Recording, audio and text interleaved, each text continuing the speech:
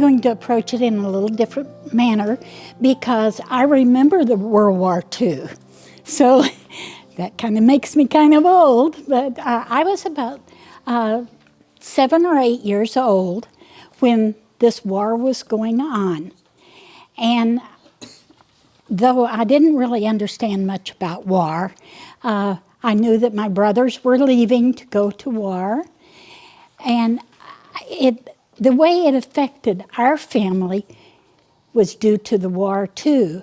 The things that were going on in our family was, even though you had a car, or your father, or generally there was just one car in the family, you could not buy gasoline, no matter how much money you had, if you did not have a ration book. And this is a book with little coupons in it, and they were dated.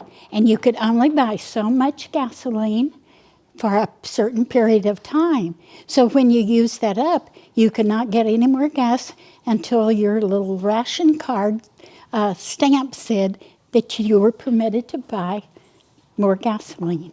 And this was true of sugar, coffee, a lot of the products that the United States was using, because they could not get those products here. They could not get coffee beans from Brazil. They could not get sugar from the countries where the sugar cane was produced. So it made our life a little different. In our kitchens, the mothers had to watch their ingredients that they were using for their cooking because they were limited on what they could buy. There were also little chips, they were red or blue, that you would have to buy your meat. So it was affecting the people here in the United States as well as the people where the war was going on. They're also, like in the cities, probably maybe not so much out in the rural areas, because your families had vegetables and meat. They grew their own meat. So they didn't really suffer through this quite as much as the people in the cities. Therefore, the government encouraged us all to have a garden. And even though as small as it was, if we would plant some potatoes, tomatoes, a few things to help in the grocery line. And these were called victory gardens. So everybody wanted to be patriotic and help their country in the way they could. So they planted these small gardens to help supplement their food. So that was kind of how it was affecting the people here. Though we were not fighting, we were all trying to promote and help the war effort.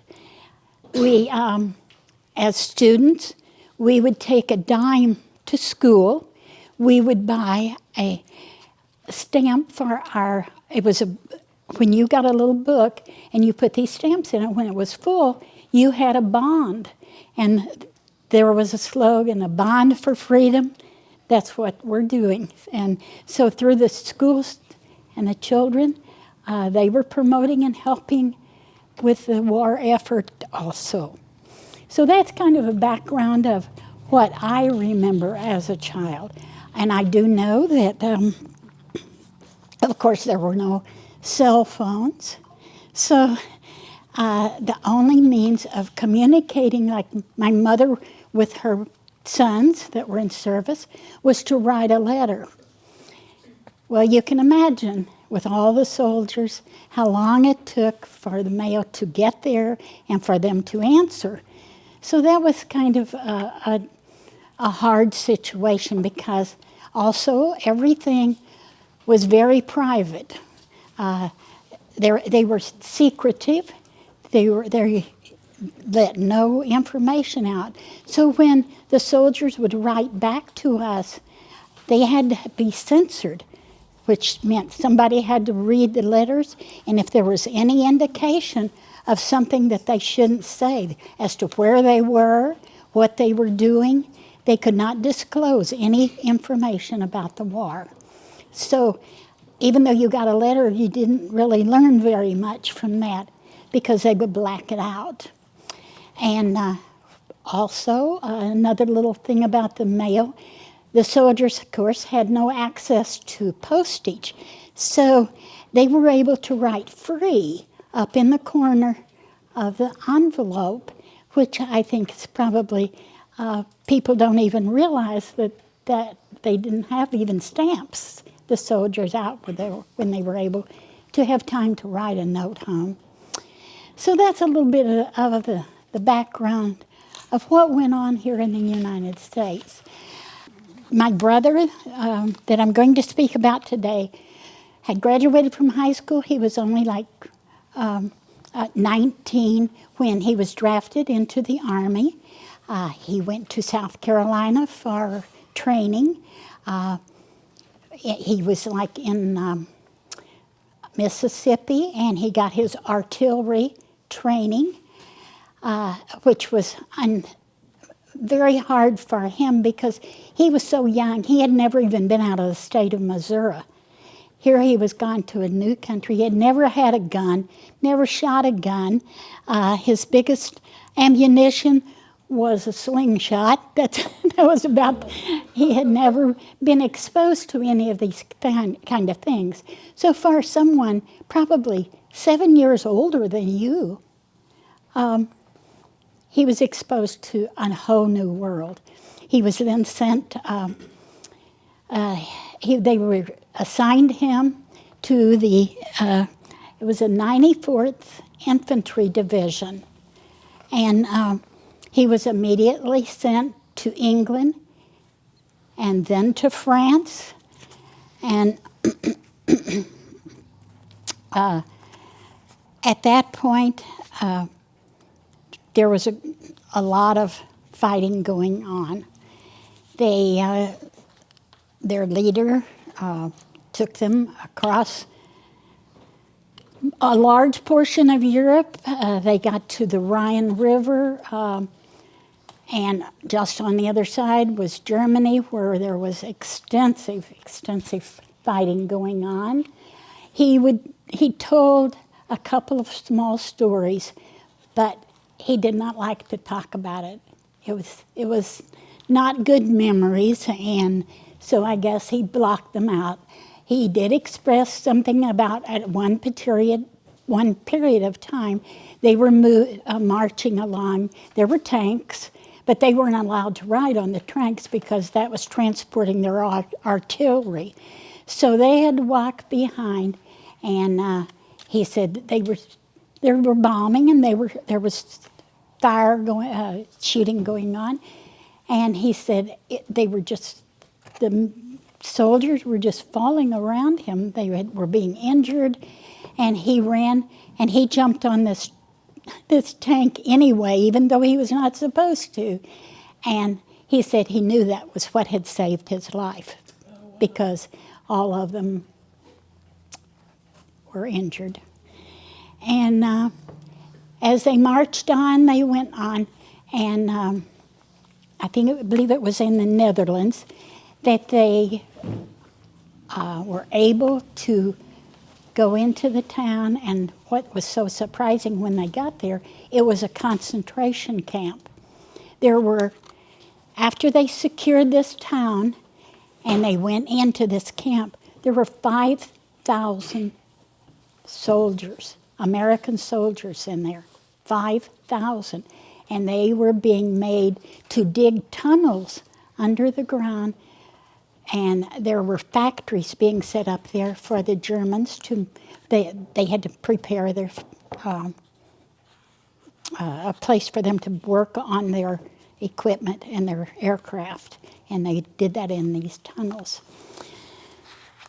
So it's a sad story, yet it is our history, and we must remember that and be proud that everybody wanted to give to their country. I do have here, and I hope you have an opportunity to come by, because that would be the only way you could really see all of this. But this was the signal, the armband from one of the soldiers that was in the concentration camp. Because these are the things that stand for the things that, the places that he was and the battles that he fought in. And as a result, in the end, he was a member of the Veterans of Foreign Wars, where there is one in Cape Girardeau. I don't know if you've ever seen it. They have call it the VFW. VFW. And he was given this because when he came home, luckily, he belonged to this organization for 50 years, and they gave him a medal. So, if you have any questions. Let's give her a hand. What the kids are going to do. And kids, if you have questions. Okay. Yes. All right. I was a tanker and a cavalryman. No, I did not ride horses. What did I ride?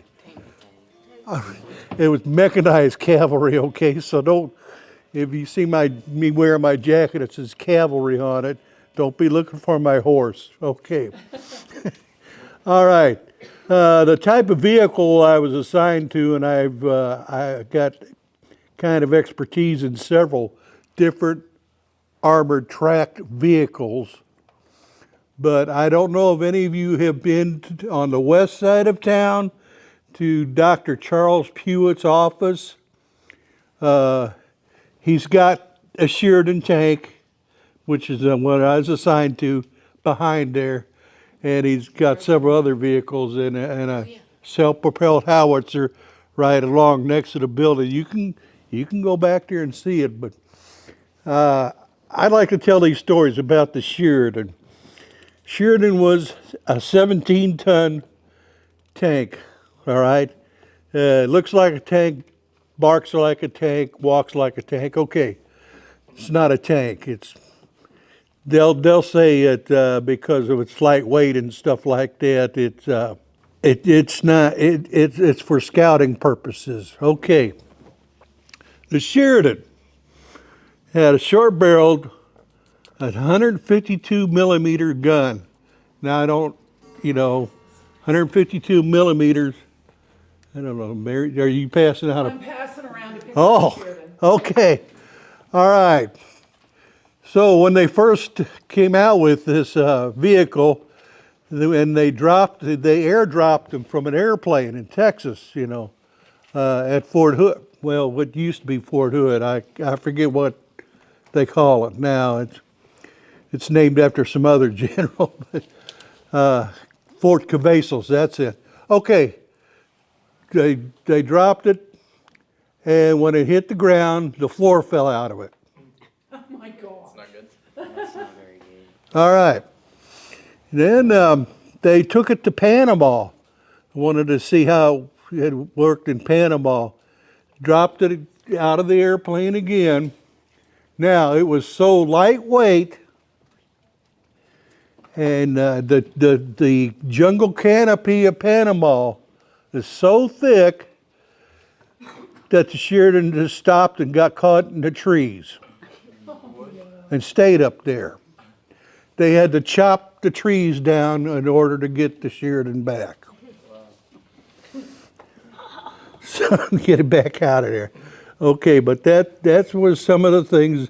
They finally figured out a way to, when they extract them from the aircraft, it goes out the back end, the big back door to the transport opens up and it goes out the back, gets pulled out the back by what they call drogue chutes. And so that's the way they airdrop it. But the other two stories I like, especially about having to leave the, I would have liked to have seen the Sheridan hung up in the jungle canopy. But so, can't think of anything else That's to okay. No, that's awesome. tell right now. But afterwards, you have some show and tell they can come by. Oh yeah. About our rations, sea rations in the can opener here we have. We got a little can opener for you to use if you were going to eat sea rations. And the sea rations we do not have anymore. The meals they have now are called the meals ready to eat. MREs? Hey, you got Who it. knew that? Raise your hand, who knew that? I didn't say it, but I did. MREs, you got it. Okay, so that's Thank you, Jen. what I have right now. All right. I'm going to stand up, otherwise you're not going to be able to hear me, even with the microphone. I told you guys last time you were here, I am the cataloger. And the story I want to tell you today is about something that I found when I was doing the cataloging. And it ended up in a whole display. All right, when I go through and look at things, photographs like this come in frames. And I always take them out of the frames because I don't know what I might find.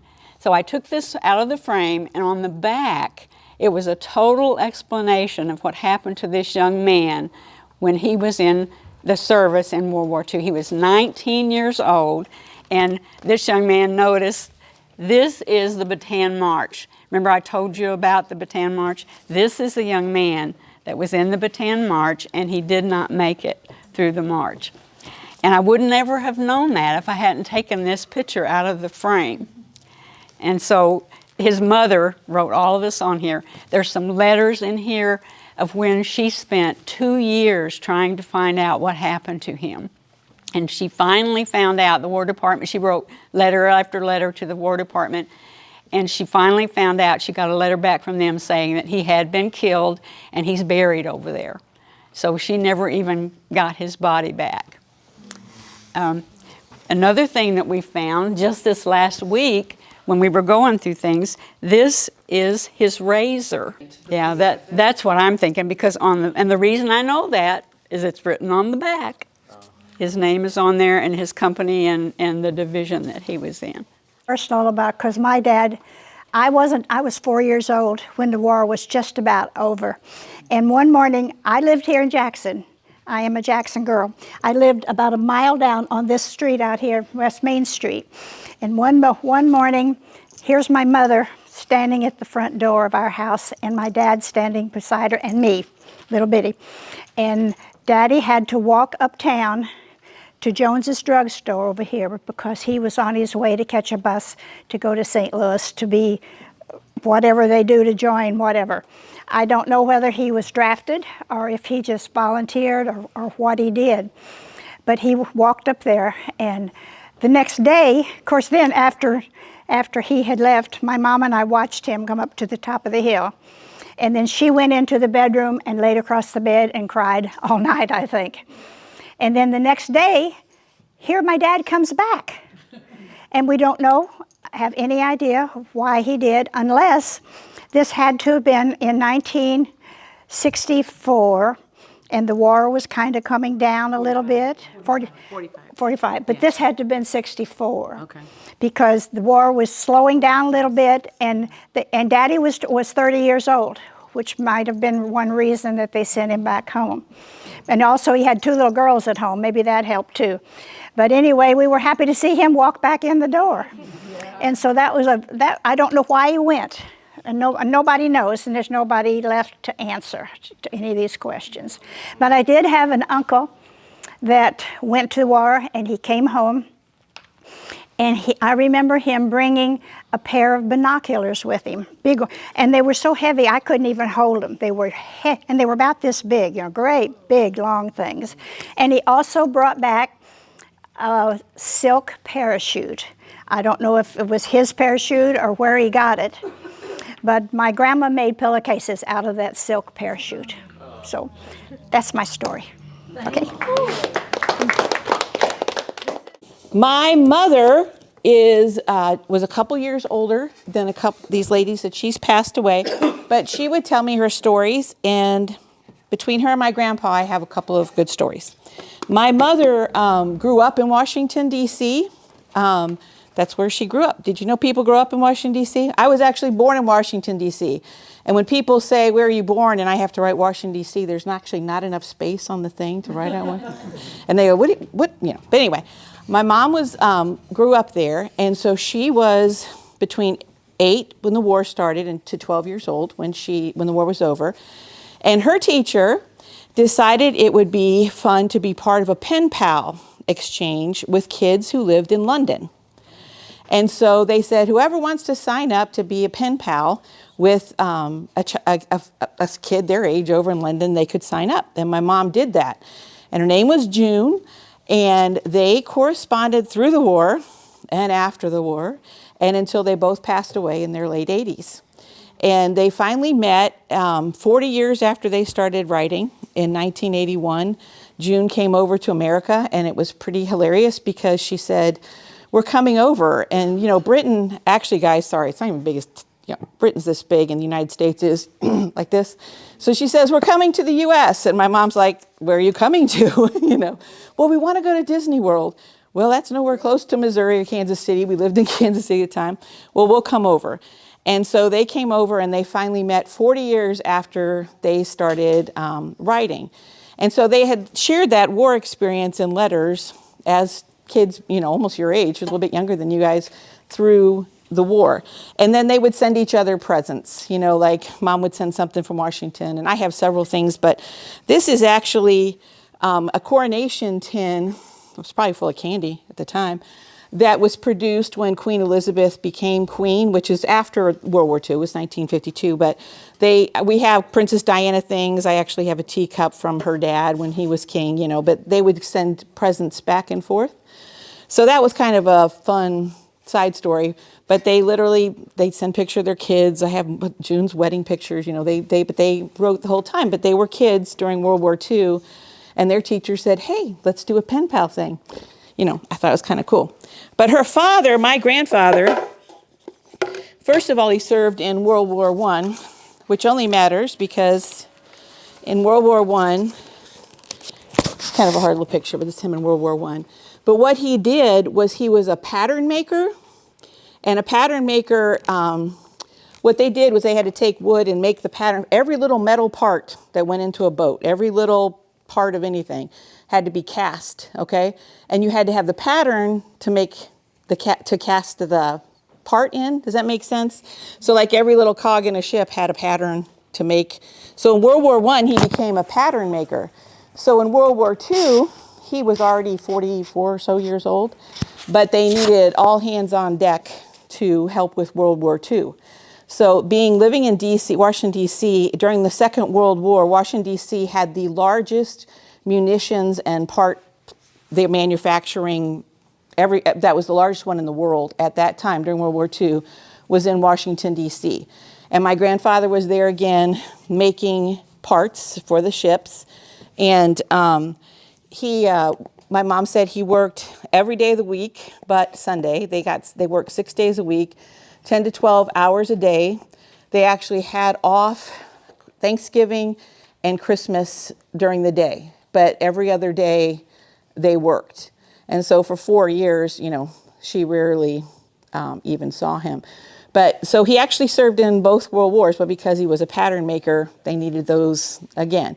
And then after the war, he went on to, he remained a pattern maker, but he worked in different places, including the National Bureau of Engraving, where they make the coins and all of that. It's in Washington, D.C. And so while he was tooling around Washington, D.C., I know I want to tell you. What president was president during World War II? President Franklin V. Roosevelt. Okay, and somebody tell me something that was unique about Franklin Roosevelt. What did he suffer from? Does anybody know? Yes, polio. So he was in a wheelchair for most of the time. And that's why they closed off the front of his presidential desk so people couldn't see he was in his wheelchair. And they tried to move him before. But Franklin Delano Roosevelt had polio. And he's the one that started do we know what came about because of polio? There's a big thing. You guys probably haven't heard about it. Doesn't it so it makes it to where like you're paralyzed or like Yes, it does make it. And now we get, I've got a shot and I don't get any more. But he started a program called the March of Dimes. And that was how to raise money, like we have cancer awareness and we raise money for things. Well, he started the March of Dimes, and that was to fight polio.